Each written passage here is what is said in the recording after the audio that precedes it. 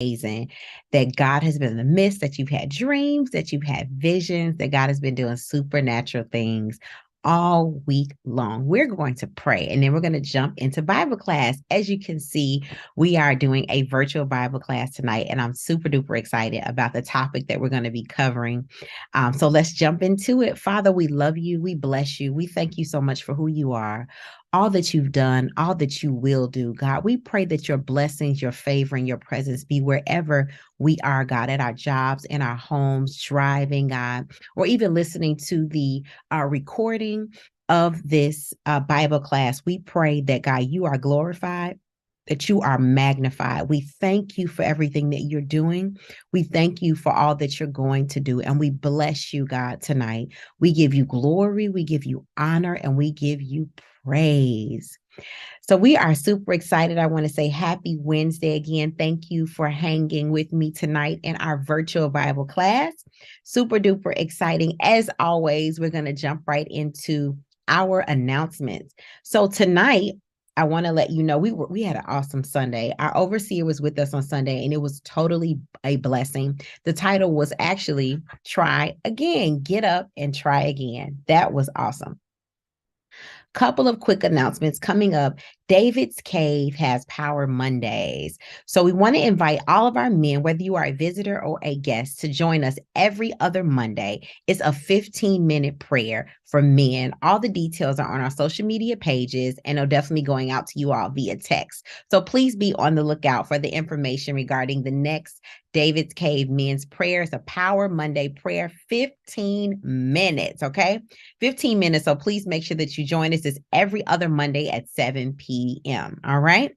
So our whole Women's Wins check-in was complete success. Thank you so much for jumping on and joining. As I posted on social media, I always laugh. I have so much things, so many notes that I take and things I learn. I believe you can learn from anybody. So I wanted to say thank you for every woman that joined. And for those of you who were not able to, no worries. We will send it out again. We'll be having another virtual check-in.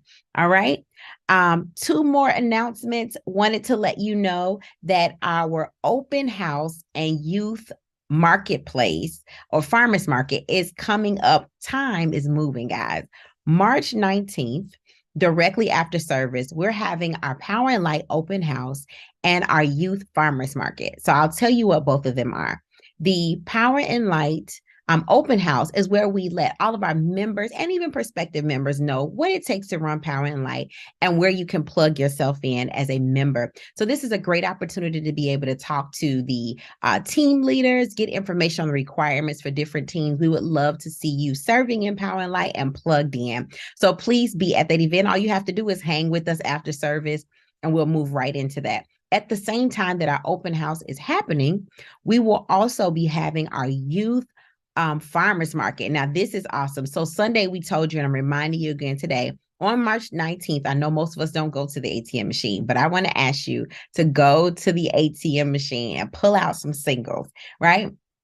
We want to support our youth. This is the very first time we're doing something like this for our youth. So this is going to be pretty fun. So they're going to get to create crafts, arts, and other things that they would like to sell. So it's almost like their own little marketplace, small business thing for our youth. So we want to be able to support them and buy everything that they have, because I believe with all my heart that there are entrepreneurs, CEOs, vice presidents. All these things are right in the midst of our youth, and we want to make sure that we are supporting them, okay? So all of this is happening Sunday, March 19th, directly after service. So please make sure that you come out and support our youth and get some information about your ministry, okay? And last but certainly not least, on March 18th, which is a Saturday at 10 a.m., we will be hosting the very first WPPD event of the year. This is our Women of Purpose, Power, and Destiny with our overseer prophetess, Geraldine Dozier. It is going to be dynamic. You want to make sure that you are in the building. It's Saturday, March 18th at 10 a.m. It's going to be power-packed and awesome. And the title is Focus, and who does not need that in 2023? All right. So please make sure that you come out. We also have a super special announcement for the next 4 weeks, starting March 22nd, which is next Wednesday? Next Wednesday. We will be starting our financial management workshop. It's going to be incredible. You want to be in the building. If you can, I would encourage you to make the sacrifice for the next 4 weeks to come out to Bible class in person, or be sure to tune in with your notebooks and pens every week for the next 4 Wednesdays. We're having a financial management workshop. We're going to be covering things like bringing your budget. So actually next Wednesday is budgeting. Bring your budget, bring your notebook, bring your laptop, bring your pen, bring your iPad, whatever you use. We're going to be hands-on and really digging into budgeting and what that looks like. We've been in a series about stewardship, and we want to really make sure that we are stewarding the finances that are in our hands currently well. So I want to encourage you to join us if you can in person. You don't want to miss these workshops. We're going to be dealing with budget. We're going to be having an estate planning attorney come out and teach us about estate planning. We're going to be talking about retirements and investments. I am telling you, you're going to want to be in the building if you can, because you're going to want to be able to ask questions to these professionals and glean as much knowledge as you can. So please make sure that you come out and make an effort to be with us every Wednesday for the next 4 weeks as we jump into this financial management workshop series. It's going to be dynamic. All right. All you have to do is show up with your stuff and we'll be ready to go. And last but definitely not least, we want to start off by sowing our seeds. Today is Wednesday. It's the middle of the week. And what better time and better opportunity to sow your seeds? The word of God says that God gives seed to the sower, that he gives seed to the sower. And I don't know about you, but I am so grateful and honored to be a sower. And because I sow, I'm always going to have seed, right? You can't have a harvest without sowing any seeds. So you have 3 ways that you can give. You can give via Cash App, which is $PLC86. You can also give via Zelle, which is Ourgivingpowerlightchurch at AOL.com. And then you can also mail in your tithes and offering to 16511 South Park Avenue, South Holland, Illinois. Okay. And if you're looking like, where's this information tonight? We can't put it on the screen, but it is in our previous post, and we can definitely put it in the comments so that you can find it if you would like to partner with us. We have also are well underway on our giving campaign for this year. Every year we ask for about $500 per family. And this year, our objective and our goal is actually for our youth, for our children's church. We want to be able to complete that project downstairs in the lower level. As you know, we've already done the nursery. We've already done our teen green room, and now it's time for the larger space, which is our children's church space. We want that to be an inviting, comfortable, fun space for our youth. And so that's what our goal is this year. So we want to ask you to partner with us. Even if you can't do 500, anything that you can do towards it is greatly appreciated. You can also pay it in phases as well. So thank you in advance for partnering with us to make sure that our youth have a great experience. We really, really appreciate you. All right. And now I am very, very excited. I got like 3 different things going here, right? iPads and phones and everything. So we're going to jump into it tonight. And I'm very, very excited about this. We're finishing up our stewardship series this evening, and we're digging into stewardship of time. Put that in the chat. Stewardship of time. We're going to really take a deep dive into assessing how we steward our time. As you remember in our stewardship series, the tagline says, "What's in your hands?" When we think about our stewardship of time, we have to remember that God is concerned about how we spend our time and what we do with our time. And I'm going to go real deep for a second and say he's even concerned about how we spend our time on this planet. God is concerned about what we do with every moment of every second of every hour that we're blessed to be on this earth, breathing and moving, right? So I want to give you a couple of scriptures, and then we're actually going to take a deep dive into your time, my time. And I want to show you some things in the scriptures and in the Bible that God really does care about how we utilize our time, okay? Ephesians 5:15 through 16th verse, it says, "Be very careful then how you live, not as unwise, but as wise, making the most of every opportunity because the days are evil." Right? Then the English Standard Version says it like this, and I love this version.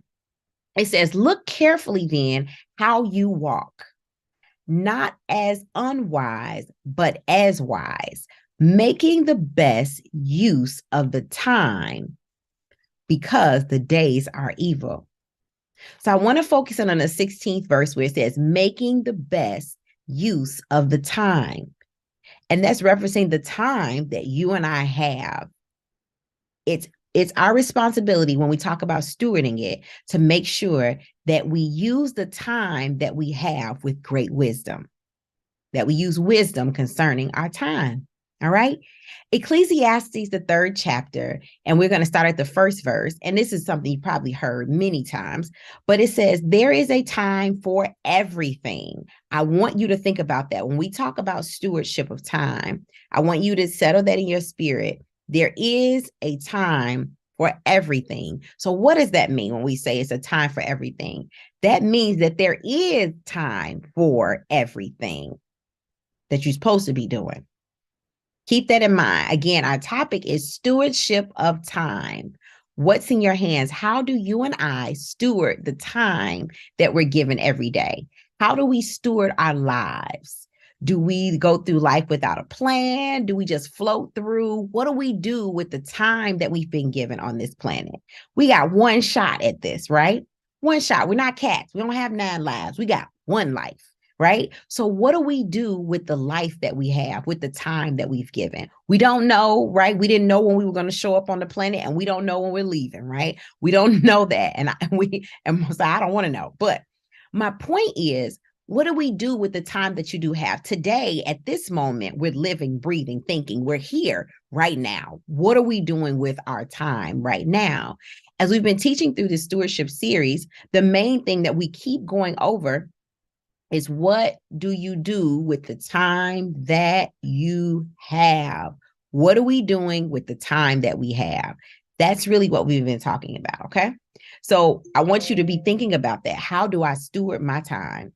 What does it look like on a daily basis, on a weekly basis, on an hourly basis, on a monthly basis, in a year? What does my time look like? Okay, so here we go. We'll dig into Ecclesiastes 3 even more. It says there's a time for everything, a season for every activity under heaven, a time to be born and a time to die, a time to plant and a time to uproot. So if we keep going, you're going to find that there's a time indicated for everything, a time to cry and a time to laugh, a time to mourn. It's a time to dance. So it's time is important to God. And there is a order and a structure with time that we have to make sure that we steward our time well. So I don't want to go through all of this because I really want to spend our time on this slide I'm going to show you. So Proverbs 21:5 says, the plans of the diligent lead surely to advantage. I want you to catch that nugget. When you and I steward our time well, we have the advantage. I want you to put that in the chat, write it down. When we steward the time that we have well, when we plan our time, we have the advantage. The plans of the diligent lead surely to advantage, but everyone who is hasty comes surely to poverty, right? So if we flying by the seat of our pants all day long, right? We don't have a plan. And if we don't have a plan, we don't have the advantage. Proverbs 16:9 says, the mind of a man plans his ways, but the Lord directs his steps. So even as we talk about stewardship of time, it's really important for us to make sure that we keep God in the midst of the plan. How can you have a plan for your time that does not include God when he gave you the time? He decided to wake you and I up this morning, give us breath, activity of our limbs, and soundness of mind. How can we exclude him from our plan? And it's so easy to do. I've been guilty of it, and I'm sure you have as well, of moving through life and not saying, God, what are your priorities for today? What's your plan? Like, where should I focus at? Sometimes we get so overwhelmed by the day-to-days of life and how we're moving and what's going on and all those things that is so easy for us to forget to incorporate and include God in our plan. So that's the first thing that I want to tell you about. When it comes to stewarding your time, we can't take out the master builder, God, the one who put us on the earth at this specific time for a specific reason, with a certain plan and mission in mind for our lives individually. We can't exclude him out of that picture. We just can't, right? So when you think about this, we're going to go to Ecclesiastes 3:8. And I love this. It says there's a time for love, a time for hate, a time for war, a time for peace. Time is important to God. I wanted you to hear all of these things because I want you to remember that time is important to God. He is concerned about what we do with the time that we have. Okay. Colossians 3:23, and I want to show you this. And I know sometimes we may not relate this to time, but we really should. When it comes to the time that God has given us here, we have to remember Colossians 3:23. And whatever you do, do it heartily as to the Lord and not to man.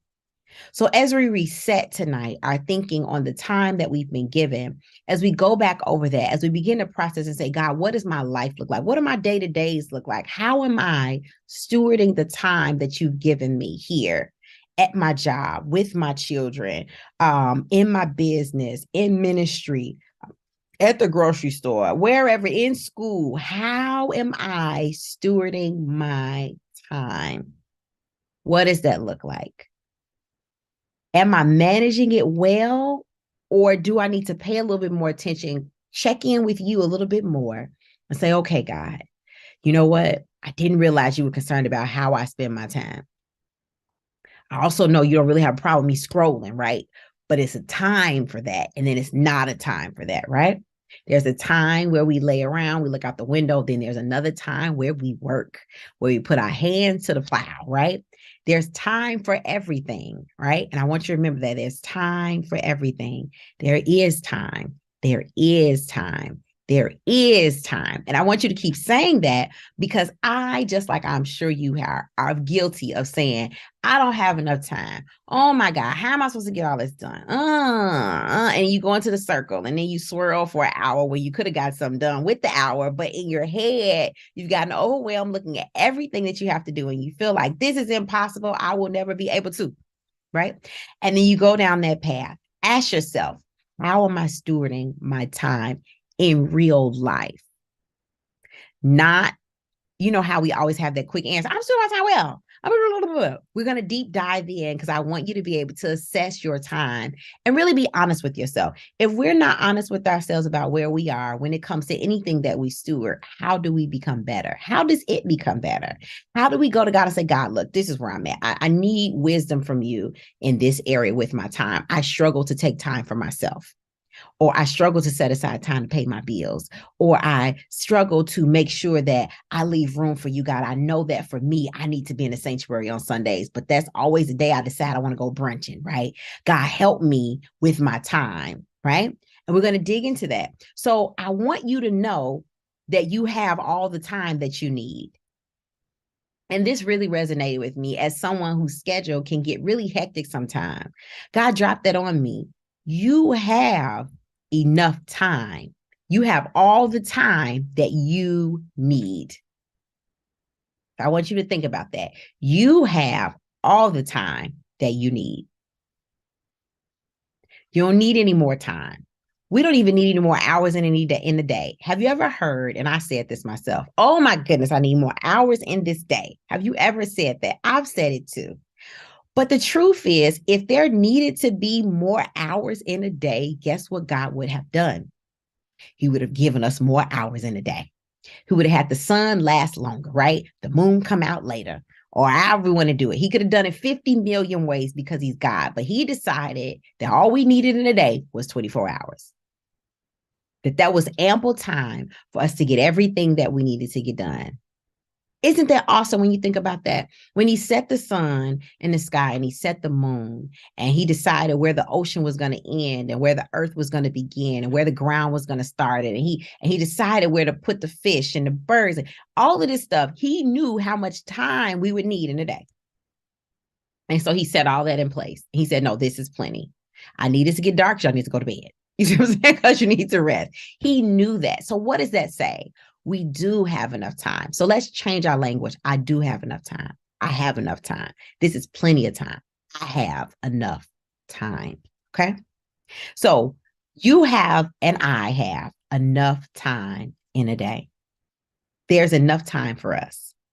So now I want to ask you a question. What are you doing with the time that you have?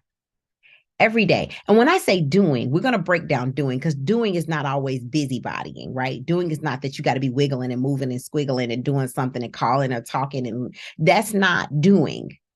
Doing is being all day long. What are you doing with your time? Did you know? And we're going to dig into this in a minute, that we have plenty of time today. And not only do we have plenty of time in the day, God is concerned about how we spend our time every day. He's concerned about what we do with our time. But if we're honest and we make an assessment of our time, I promise you there's probably more wasted time than you and I really need in our lives. No matter how busy we are, we have to be honest and say, you know what? But I did swirl around that for 30 minutes and I could have gotten something else done with that time. Or that could have been my me time, that could have been my quality time with God today. That could have been time where I just soaked in the presence of God. That could have been time where I read my Bible, but instead I was scrolling, right? And that was not my scrolling time. Because remember, the word of God says what? For everything, there is a time. Okay. So I want to take you into this because I really, this was going to be more workshop-y tonight. I want to take you into how to steward your time. Okay. And what that actually looks like. We talked about this a while ago and I thought it was totally cool. So we're bringing it back tonight. And I hope that it is a blessing to you. Get your phone out, take a picture of it or screenshot it if you're already watching on your phone. But I want to show you this. So you're going to see me in a corner because I wanted to make sure that you saw this slide deck. So here we go. So I want you to see this. Okay. I'm trying to see. I hope this is not in you all's way. But anyway. All right, here we go. So tonight, we're going to talk about your life and my life. So you see the blank in the corner right here where it says blank life, put your name right there. I'm going to put mine right here. Pastor Shannon's life. 1 week. In 1 week, I have 168 hours. And we're going to break down what your 168 hours looks like tonight. We're going to talk about it. We're going to comb through it. We're going to look at it. And then we're going to assess our life. Now, one thing we know, and this is full disclaimer, right? We know that all of our lives look completely different, right? You may not have a second job. You may not have a child who had extracurricular activities after school. You may not have a job. You may be retired. The bottom line is you still have 168 hours in a week. And the question is, what are you doing with your time? What am I doing with my time? So what I want you to do is I want you to take this model, and now your homework is to build this out for yourself. Look at this 168 hours in this week and build this out for yourself. All right. So here we go. Let's dig into it. So first thing is, I'll move this over here. All right. So the first thing is work. So most people are working a job or they have a business and they're committing hours to it. We have set aside 55 hours for you and I to go to work or to our business, and that's travel time included.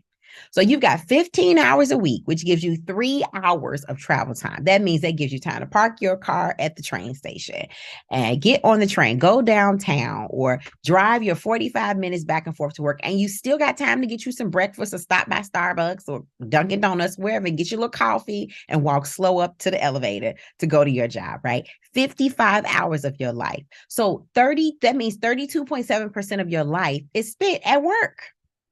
So I want you to see that. So when you think about that, how do I steward that time? I'm going to give you some tips and tricks and secrets to save you some time too. But I want you to look at that. When God revealed this to me, I said, OMG, I do have enough time. It's just that I need to assess and be diligent and disciplined about how I spend my time. So this is something that I personally have really been working on. I'm more of a free fly bird. I used to be, but I am not like that. I realized that based on what's in my hands, the capacity that God has given me, the things that I'm responsible for, what he's gracing me to do requires that I live my life a certain way. But even with living my life that way, I still have time for everything, because what does Ecclesiastes 3 say? For everything, there is a time. All right. So work and commute 55 hours. Ministry. All right. And this is in no particular order. And I want you to look at it on this graph too, because I love visuals. They kind of help me. So you see work plus commute, 32.7% of my life is right here. How am I managing this time, everybody? Let's think about it. every section that we're going to cover, I want you to think, how am I managing my time? 32.7% of my life in a week is spent headed to work, headed back, and actually at work. So here's the deal. One of the things I learned about work and as an entrepreneur, one of the things that I learned is that I had to discipline myself at my time. When it's time to work, I needed to work, meaning put my phone on do not disturb, stop answering every text, looking at emails. I needed to concentrate and work because I found that when I could concentrate, I got my work done and I didn't have to spend 85 hours at the job. It was all the distractions that were coming up that were causing me 50 more minutes to send one email or 30 more minutes because I feel like I want to respond to everybody right now so that I can get that out of my way and I don't have to do that later. But what I found was I need to structure my work time. So I want to encourage you, when you do get to work, when you are working in your office, if you own your own business, break that time down and say, okay, if I got 40 hours here, what does that 40 hours look like? Because I promise you, there is enough time. The question is, how many water cooler conversations have we had today? We used the hour laughing about that, right? We took 10 extra at lunch. We did all these things, right? We weren't really focused at that time. So it took us longer. And then next thing you know, backs up against the wall. And then we spilled over into other times. So again, we want to assess, how do we steward our time? So we got ministry next. So I always hear people say, I be so busy. I can't make it. I can't get online and watch a service. But I want to ask you, I want to ask you a question tonight. Really? Is that really true? Ministry time. And that means you coming to church on Sunday, you coming to church on Wednesday, or you tuning in on Wednesday and tuning in on Sunday and volunteering 2 hours is 5 hours in a week. Service is pretty much maybe 90 minutes, maybe a little bit more. And then say you volunteered an hour, 2 hours on Sunday, and you just came to Bible class and went home. That would be 5 hours of your life is only 3% of your week. 3% of your week is spent at the church if you were actually to physically come to Bible class and physically go to Sunday service on a Sunday morning. And then that would be you volunteering 2 more hours outside of that time. That would bring you up to 3%. The average believer is probably, I'm going to say 1.5%, maybe 2% of our lives are actually spent at church, unless you're very busy. Now, that's not this is not my slide deck, right, from my life as a pastor. But the point that I'm trying to get you to see is sometimes we can emotionally process things, but not factually look at them. Our emotions can make things feel like there's so much more than what they actually are, right? And I know I am guilty of that. I have to always bring myself back, like, wait a minute, hold on. This email takes you 2 seconds, like what's happening that you're feeling overload about this email, right? Things like that. And so they make them feel like they take longer when they actually don't, right? So again, ministry for the average believer is probably maybe 2%, 1.5%, 3% if you're coming to both services from the beginning to the end and volunteering 2 additional hours. That's 5 hours. So you see over here, we have 5 hours for ministry on Sundays and Wednesdays. You mean to tell me we can't make time for God? Yes, we can. We absolutely can. We have enough time. Me time. Me time is important. Me time. We have 8 hours of me time a week. That's a lot of time. That pretty much means, like for me, okay, I'm a mom. I drop my kids off at the bus from 9 o'clock till after they get home, 9 to 5, one day of the week. I could pretty much look at the walls. Theoretically. Now, we know it doesn't always go in that exact way. You may not get this whole 8 hours at one time, but the point is, in a week, you could have 8 hours of me time with your job and back and forth commuting, and your commute may be more or less, with your Sundays and Wednesdays, depending on how you volunteer, could be less. So you could have hours there that you are able to allocate to other things. And me time, meaning you have time for yourself to rest, to relax, to watch TV, to regroup, to do whatever it is that you decide that you want to do. Next, let me tell you, this week thing blew me away. You even got time for a side hustle. Say you want a second job and you want to work, you want to make some additional income. You got time to work 18 hours additional to make more money in a week. And I know what you're thinking. I added this up 5 times because I said, God, how? But when it brought me back to, I do have time. The word of God says everything has a time. right? There's time for everything. So 18 hours, it says 20, but it's actually 18 hours side hustle or second job. Okay. There, 18 hours. I want you to keep this in mind. 18 hours plus a 40-hour job with commute back and forth. You have time. I have time. It's how we steward the time that we have. Family time, 7 hours. And this is every week. This is not a month. This is every week. You can have 7 hours of family time. Y'all can go to the movies, go out to eat, and do an activity every week. Family time, 7 hours a week of family time. That's not even including if you got a boo. If you don't have a boo, you got more family time. You got 11 hours. You can probably move that to your me time. You see what I'm saying? So what am I saying? God has given us ample time to steward everything that he's given us within a week. The question is, how do we steward it? Do we say, I don't know, Pastor, I don't know where you got these numbers from, but this ain't for me. Or do we really honestly go back and say, well, you know what? Let me look at what am I doing with my time? Not think that I got it, but look at it like in real life. Say, yesterday, what did I do yesterday? I got up at, no, I could have prayed, but I didn't. Or no, I prayed, but I did about 5 minutes. I could probably, what did I do? What did I actually in real time really do with my time? Not what I'm saying, but what did I actually do? Okay. Family time, date night, friend time, hang out with your friends. This blew me away. It was like, God, you know what? I do have time. I got to steward it better so that I can get everything done in its time. Date night, friend time, 4 hours. 4 hours is a good date time, good friend time, right? Y'all can go hang out, go to the movies, go get your nails done, or you could, go run down somewhere, go shopping, go do axe throwing. 4 hours is good time for hanging out and building relationships. Every week you got 4 hours. That's good time.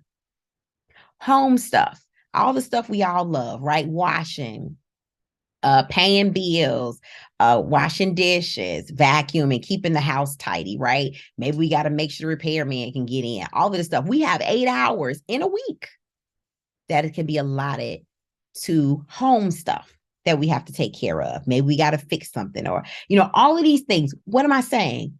We have enough time. This blew me away. And I know what you're thinking. I know what you think. You're saying, Pastor's numbers is off. Now, she want to play games today. I'm telling you that you have enough time. I have enough time. I'm changing my language. I'm saying, no, I have enough time. It's how I steward the time that I have. I can't have wasted, airless, pointless time. Not when I only got one time to be on this planet. That's crazy. Absolutely not. I have to steward my time well because I want to have the advantage. Right? I want to have the advantage, just like the word of God says. And after all, in Colossians, it says, whatever you do it heartily to God. So that triggered me to say, wow, God, you're actually concerned about, you're watching me as I go through my day to see how I steward this time. That was just like, whoa. I said, whoa, this is deep. God's actually saying, what are you going to do with your 24 hours today? Let's see what Chanan does. Let's see how she stewards her time. Will she make time for me today? Or will she say she's too busy and she can't do it today? When he gave me ample time to get everything that I need to get done. Now, what we have to look at is, do I have things on my plate that shouldn't be there? You got to check that out. For somebody, your part-time side hustle could be school time. It could be I'm in school. So you got 18 hours. How are we stewarding our time? When we don't steward our time, I believe that we don't get to take advantage of it, but the enemy gets to take advantage of us. Then he gets to bombard us and try to get in our heads and motions. Tell us, you can't do this. You don't know how to do. But what if we stewarded our time well and we knew what was happening throughout the day and we stewarded it well as if God was watching? Home stuff, 8 hours of sleep every night. That's 56 hours in the week, 33%, 33.3% is spent resting. Some people don't even sleep 8 hours. So if you're a person like, well, I don't really sleep for 8 hours, I sleep for 6. You got 2 extra hours every day. What are you doing with those 2 hours? What are you and I doing with that time that we have if we're not sleeping 8 hours, right? Again, all we have to do is assess, really genuinely look and say, wait a minute, I'm just flying by the seat of my pants every day. That's why I can't find no time. I'm really not allocating time to anything. I don't even know how long it takes me to wash the dishes. I don't know how long it takes me to get to work. So I'm allotting all of this for something. And then it's wasted air time where nothing productive is happening. And productive is not movement. It can also be rest. Productive could be prayer. Productive could be meditating, reading your word. That's productive. Sitting still, sleeping. That's productive, right? Saying, okay, got me time, spending time with your family, just watching TV. That's productive time, right?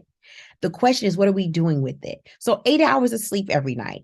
Then prayer time. Now, prayer time, I got 4 hours because, most people are not praying for an hour a day. We should be, but that's not what's happening, right? So that gives you an hour. Say you pick one day where you're praying for a straight hour, right? And then you're praying 30 minutes every other day. And then I want to give you a secret about this. Here's a tip. On your way to work, that's a great time to be reading your word, meditating, just praying and talking to God while you're driving in your car on your way to the train station. Now you got more time. What am I saying? You have ample time. You have 4 hours a week that you can be spending time with God, and plus additional hours of time with God on your way to work, just talking to God, reading your word. You got the thing playing in your ear. You got the Bible going while you're on your way to work, while you walk into the job, or while you're getting on a train, just listening to the scriptures. It's just going, right? You're reading, talking to God while you're going. You can talk to God anywhere, right? He's everywhere, and he's everywhere you are. So you could be talking to God anywhere. So all of this can be increased. Children and activities, extracurricular activities, right? This is, say, for instance, you got to do something extra. You on a volleyball team, or maybe you're on an adult baseball team. I don't know. Maybe you're in a bowling league. You got 3 hours a week for that too. What am I saying? Look at this 168 hours that we have been blessed with. Let's examine how you and I are using this time. I want you to take this seriously, because what I find is when we feel like we don't have any more time, we don't manage what we have because we can't see it. We don't actually know that we have 168. We just say we ain't got enough time today. But what if you and I were to slow things down?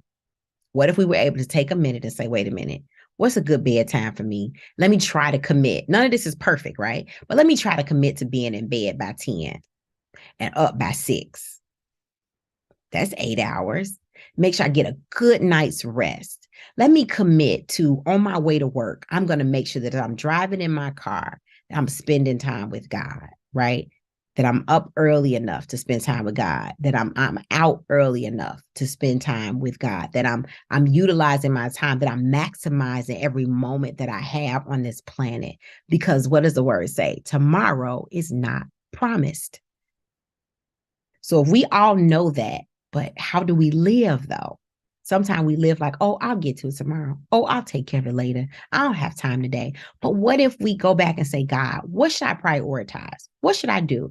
Pastor and I have been diligently working on our life schedule. So we're not telling you something that we're not living. We are diligently working on our life schedule, looking at all of everything and saying, okay, God, what does this look like? Because I know if you gave it to me, you gave me time for it. And that's why we always keep going back to Proverbs 16:9. The mind of a man plans his way, but the Lord directs his steps. You and I can't have, as believers, space cadetty time where nothing is happening. We're not. And when I say nothing, remember, I take you back. We're not talking that rest is nothing. Rest is something. Me time is valuable. That's not nothing time. What we're talking about is time that is not allocated towards categories like these. Okay. If your me time is going to be scrolling, scroll on. You got 8 hours. But when does the 8 hours end? How many hours do I have on Monday to scroll? I'll give you a real life example and then we're done. My schedule was really packed this week, and I knew that I would not have a whole lot of time. I had a lot of meetings Monday morning, but I said, okay, I got 4 hours Monday afternoon. I'm not answering my phone. I'm not answering email. I'm not talking to anybody. I just need to take this time for me. This was my me time. So I didn't have 8 hours, but I got 4 hours. And I said, you know what? With these 4 hours, I'm going to lay down. And not only am I going to do that, I'm going to run me a bath and look out the window. And this is what I'm going to do. Nothing. I don't want to do nothing. That was productive time for me because I don't have a lot of downtime. So what am I saying? There's nothing that you would want to do that you don't have time for. Say you don't, like we said, school may be your thing. It may not be a side hustle. The key is to plan. If you remember nothing else that I'm saying, Plan out your week. Plan it out. Show God that you value and you steward the life that you've been given and the time that you've been given on the earth by making sure that you and I steward our time well, that we really take a time. So tonight, as your homework, since we're virtual tonight, I want you to look at your 168 hours. Look at it, examine it, bring it before God and say, God, how am I stewarding my 168 hours? Because I know for me, sometimes I be protesting like, oh my God, I got to go, blah, blah, blah, blah. Oh, I got to do this, man. But then I say, wait a minute. Anytime I'm feeling like that, most of the time, I'm off schedule. I'm off kilter. I done forgot the plan and everything is everywhere. Everything is falling off the shelf and it's everywhere. So, excuse me, now I'm struggling for me time, family time, because everything is everywhere. But when I sit down and I say, wait a minute, let's reassess this. Let's replan my life because there's enough time. Everything that God placed on our plates, there's enough time for. We have to check and see, okay, is this supposed to be on my plate? Okay, is this not supposed to be on my plate? Okay, am I supposed to be doing this or am I not supposed to? And this looks different for everybody. Every task here that we have, it looks different for everybody's lives. But the key is you have time. Don't waste it. Don't waste the time that you have and look up and it's over. Okay. So I want to encourage you all, just like I'm encouraging myself, let's work. Let's put effort into being our best. Let's put effort into showing God that he can trust us. Let's put effort in showing God that God, with the time that you've given me, every week, every hour, every second, every moment of every day that you've given me, I'm going to steward it well. I'm going to steward. I'm going to do some laughing. I'm going to do some eating, some hanging out. Right? I'm going to do some spending some time with my family. I'm going to steward my home. I'm going to make sure I have time to wash, clean up, whatever things to clean out my garage, organize stuff, whatever it is.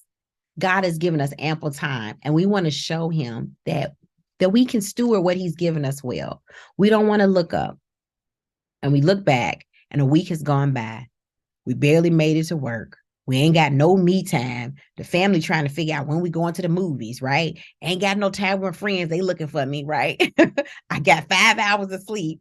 I did 10 minutes of praying and my kids missed all the practices. What did I do with my time, right? What happened? I made a called off work and then I don't remember what I did that day either, right? What did I do with my time? So I want to encourage you to really genuinely assess your time. I pray that this has been a blessing for you, that you have tools that you can use to make sure that you steward your life well. And this always changes. So if you have to recalibrate, be like, well, hey, I was working, now I'm retired. Well, what are you doing now? Is it more me time? And then if it is more me time, let it be me time. Don't let other things suck it up. Don't let your kids and their grandkids suck it up. And don't let other things take that. Because the question is that what God put in your hands to do? Or was that supposed to be really time for you to enjoy your life, enjoy the fruits of your labor? Or are you busy and trying to find other stuff? Like, is that what you're supposed to be doing? So again, remember, everything has a time. I pray that you guys have been blessed by this. I pray that you are refreshed. And most importantly, I pray that you do your homework. Don't run through another week and don't know what's going on with the time that God is giving you, okay? Have a wonderful night. Be blessed, and I cannot wait to see you in the chat. Bye.